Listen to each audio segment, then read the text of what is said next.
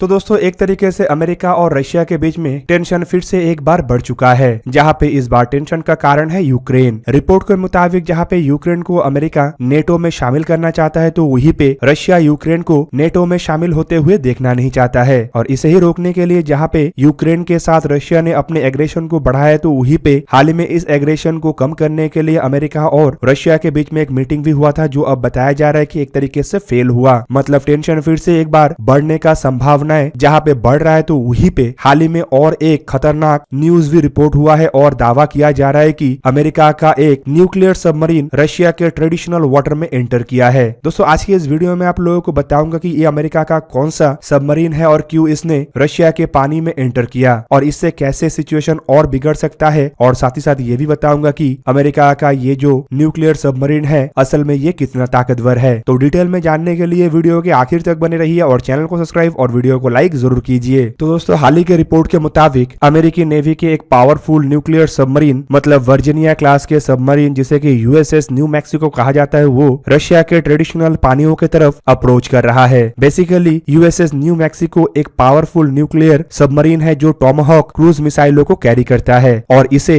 Northern Norway के नजदीक देखा गया और माना जा रहा है कि ये रशिया के ट्रेडिशनल वाटर के तरफ आगे बढ़ रहा है। दोस्तों इस तरीके के न्यूक्लियर सबमरीन जब दुश्मन के क्षेत्र के नजदीक ऑपरेट करता है, तो बेसिकली ये पानी के ऊपर नहीं आता है या फिर अपना प्रेजेंस को नहीं दर्शाता है। पर एक्सपर्टों के तरफ से फिलहाल इसे लेके भी एक संदेह है कि क्यों अचानक से अमेरिका के यूएसएस न्यू मैक्सिको सबमरीन ने अपने प्रेजेंस को दर्शाया है। जबकि दूसरी तरफ एक्सपर्टों का ये भी मानना है कि ये अमेरिका और रशिया के बीच में यूक्रेन को लेके जो नेगोशिएशन चल रहा है उसके साथ रिलेटेड हो सकता है। और दोस्तों ये भी अब पक्का है कि जब अमेरिका के न्यूक्लियर पावर सबमरीन को रशिया के ट्रेडिशनल वाटर की तरफ जाते हुए देखा गया है, तो अब रशिया भी इसे काउंटर करने के लिए अपने एंटी सबमरीन रिकॉनेसेंस एयरक्राफ्टों को भेजेगा। आखिरी बार जब इस सबमरीन को देखा गया था तब से लेके अब तक रिपोर्ट जो आया है उसके मुताबिक ये रशिया के ट्रेडिशनल वाटर से सिर्फ 500 किलोमीटर दूर है और ये डिस्टेंस फिलहाल टाइम गुजरते हुए कम होते जा रहा है। और ये भी कहना गलत नहीं होगा कि अब ये शायद रशिया के ट्रेडिशनल पानी के अंदर हो या फिर काफी नजदीक हो। दोस्तों वर्जीनिया क्लास के सबमरीन या फिर कहे तो यूएसएस न्यू मैक्सिको जिस क्लास के सबमरीन है उसे अपने बनावट और उसमें इस्तेमाल होने वाले आधुनिक टेक्नोलॉजी के वजह से पानी के नीचे सबसे ताकतवर हथियार के रूप में देखा जाता है। इवन दोस्तों वर्जीनिया क्लास के इन सबमरीनों को अमेरिकी नेवी के सबसे मॉडर्न सबमरीन के रूप में भी देखा जाता है। इसके एरोडायनामिक डिजाइन भी यूनिक है, साथ ही साथ इसमें वाटर जेट प्रोपल्सन इंजनों का इस्तेमाल किया गया है। दूसरी तरफ ये एक्सट्रीमली लो नॉइज लेवल वाले सबमरीन है और पानी के नीचे इसे लगभग इनविजिबल सबमरीन के रूप में देखा जाता है। इस वजह से ये साइलेंटली दुश्मन की तरफ जा भी सकता है और टोटली दुश्मन को डिस्ट्रॉय करके साइलेंटली दुश्मन के क्षेत्र से बाहर आ भी सकता है। दोस्तों असल में वर्जीनिया क्लास के इन सबमरीनों के डेवलपमेंट तब शुरू हुआ जब सीवुल्फ क्लास के सबमरीनों के काफी अधिक कॉस्टली होने के वजह से इस क्लास के न्यूक्लियर पावर सबमरीनों के प्रोजेक्ट को रद्द किया गया और साल 2000 में वर्जीनिया क्लास के सबमरीन के अमेरिकी नेवी में शामिल होना शुरू हुआ। फिलहाल वर्जीनिया क्लास के सबमरीनों को अमेरिका के द्वारा मल्टीपर्पज न्यूक्लियर सबमरीन के रूप में इस्तेमाल किया जाता है, जो कि combat, intelligence gathering, clone deployment और क्रूज मिसाइल सभी को लॉन्च कर सकता है। और अमेरिकी नेवी के सबसे ताकतवर वर्जीनिया क्लास सबमरीनों को ब्लॉक 4 के सबमरीन कहा जाता है, जिसे हाल ही में ही अमेरिकी नेवी में शामिल किया गया है। और दोस्तों ये नया ब्लॉक के सबमरीन में मेंटेनेंस कॉस्ट को रिड्यूस करने के साथ साथ इसके लाइफ साइकिल को भी बढ़ाया गया है। जबकि दूसरी तरफ ये भी बताया जा रहा है कि अमेरिका फिलहाल इसके ब्लॉक 5 वर्जन को लेकर भी काफी क्लोज है और जल्द ही ब्लॉक 5 वर्जन भी तैयार कर लेगा। बेसिकली ब्लॉक 4 वर्जन से ब्लॉक 5 वर्जन अतिरिक्त 4 ट्यूब से लैस होगा, जो एडिशनल 7 क्रूज मिसाइलों को कैरी करने के साथ साथ hypersonic missile, new antiship missile, unmanned aerial vehicle, unmanned under water vehicle को कैरी कर सकेगा। दोस्तों बताया जा रहा है कि ये ब्लॉक 5 वर्जन के वर्जीनिया क्लास सबमरीन कम से कम 40 क्रूज मिसाइलों को कैरी कर सकेगा, जो एक तरीके से अमेरिकी बेड़े के ओहायो क्लास सबमरीनों के शॉर्टफॉल को भी दूर कर सकेगा, क्योंकि वर्जीनिया क्लास के ये सबमरीन एक तरीके से लॉन्ग रेंज मिसाइल स्ट्राइक को भी सपोर्ट कर सकेगा। इसके अलावा ये जो जहाज है ये एडिशनल 4 533 मिलीमीटर के टॉर्पेडो ट्यूब से भी लैस है, जिसके द्वारा मार्क 48 हैवी टॉर्पेडो को भी दागा जा सकता है। इवन दोस्तों ये जो टॉर्पेडो ट्यूब है ये AGM-84 हार्पून एंटीशिप मिसाइलों को भी दाग सकता है। और सबमरीनों में नॉइज लेवल को कम करने के लिए इसमें रबर ट्यूब्स को भी लगाया गया है। इवन खाली इतना नहीं बल्कि सबमरीन के कई सारे पार्ट्सों में भी रबर्स का इस्तेमाल किया गया है ताकि नॉइज कम से कम हो। सबमरीन के पार्ट्स के जॉइंट्स में भी रबर्स का बड़े मात्रा में इस्तेमाल किया गया है ताकि जब सबमरीन के अंदर इक्विपमेंटों के वाइब्रेशन हो तब भी नॉइज कम पैदा हो। दोस्तों इवन इस सबमरीन को अमेरिकी नेवी के सबसे पहला ऐसे सबमरीन सबमरीन के रूप में भी देखा जाता है, जो 9 सेलर्स को भी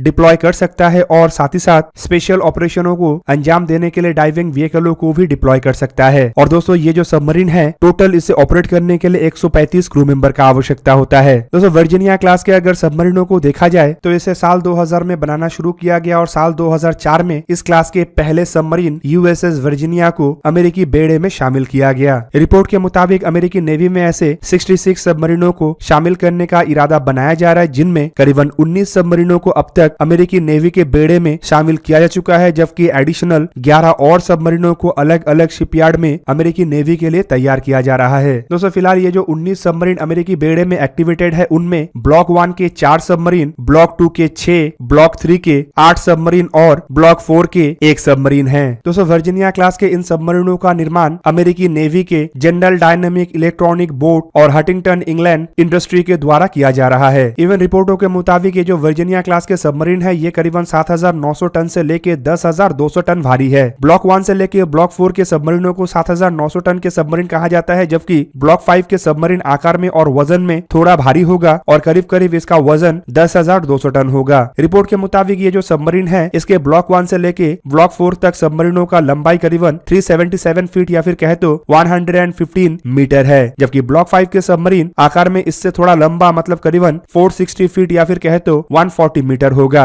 चौड़ाई सभी सबमरीनों का एक समान है और रिपोर्ट के मुताबिक वर्जीनिया क्लास के सबमरीनों की चौड़ाई करीबन 34 फीट या फिर 10 मीटर है, जबकि इसमें प्रोपल्शन के रूप में एक S9G न्यूक्लियर रिएक्टर का इस्तेमाल किया गया है, जिसका क्षमता करीबन 210 मेगावाट या फिर कहे तो 2,80,000 हॉर्स पावर है। सबमरीन में 2 स्टीम टरबाइन का इस्तेमाल किया गया है, जिनमें से हर एक टरबाइन का क्षमता करीबन 30 मेगावाट या फिर कहे तो 40,000 हॉर्स पावर है, जबकि एक सिंगल शैफ्ट पंप जेट का भी इस्तेमाल किया गया है। सेकेंडरी प्रोपल्शन के लिए एक प्रोपल्शन मोटर का भी इस्तेमाल किया गया है। दोस्तों ये जो सबमरीन है, ये अधिकतम पानी के नीचे 25 नॉट्स मतलब 46 किलोमीटर पर आवर की रफ्तार से ट्रैवल कर सकता है और खाना और राशन के सप्लाई के ऊपर डिपेंड करता है ये सबमरीन कितना समय तक पानी के नीचे रह सकेगा। रिपोर्ट के मुताबिक इस सबमरीन को अब तक 240 मीटर या फिर कहे तो 800 फीट के गहराई तक परखा जा चुका है। दोस्तों वर्जीनिया क्लास के जो सबमरीन है, उसके ब्लॉक 1 से लेके ब्लॉक 4 वर्जन में 12 वर्टिकल लॉन्चिंग सिस्टमों को लगाया गया है, जिसके द्वारा BGM-109 टॉमहॉक मिसाइलों को दागा जाता है, जबकि 4 533 मिलीमीटर के टॉर्पेडो ट्यूब है जो मार्क 48 हैवीवेट टॉर्पेडो और UGM-84 हार्पून मिसाइलों को दाग सकता है। सबमरीन में 25 टॉर्पेडो और मिसाइल्स कैरी किया सकता है, जबकि इसके वर्टिकल लॉन्चिंग सिस्टम में 12 टॉर्पेडो इनिशियली लोडेड रहता है। ब्लॉक 4 वर्जन के सबमरीन को लेके कहा जा रहा है कि इसमें 28 BGM-109 टॉमहॉक मिसाइल रहेगा, जबकि